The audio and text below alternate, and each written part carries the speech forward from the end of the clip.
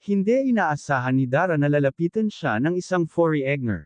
Bago ko ipagpatuloy ang maikling reaction video na ito, hiling ko lang na tapusin ang panunood nito para malaman ang nilalaman nito, at kung bago ka pa lang sa munting channel na ito, paki-subscribe para lagi kang updated sa video ng mga kalingap.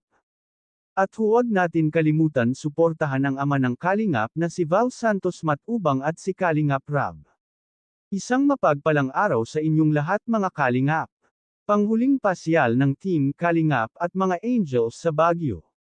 Muling dinumog si Kalingap Rab ng mga tao at maraming nagpapapicture dito.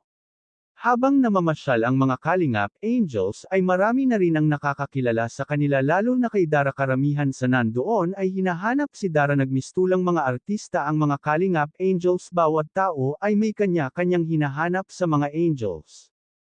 Marami nga ang nagpapapicture sa kanila. Karamihan sa mga nandoon ay gustong makita si Dara ng personal dahil lagi daw silang nakaabang sa mga vlog ng Team Kalingap. Lalong-lalo na kay Dara dahil napaka-tapang daw nito at hindi natatakot mag-solo sa buhay at kayang-kaya nito alagaan ang kapatid niya, kaya naman maraming naghaanggad na makita si Dara ng personal. Marami din ang gustong makita si Carla ng personal dahil natutuwa sila dito pag binablog na dahil napakamahiyain nito at gustong-gusto nilang panuurin. Kaya naman ay inaabangan talaga ng mga tao ang pagpunta nila sa pasyalan. Bago pa nga sila umuwi ay namili muna sila ng pasalubong para sa pamilya nila.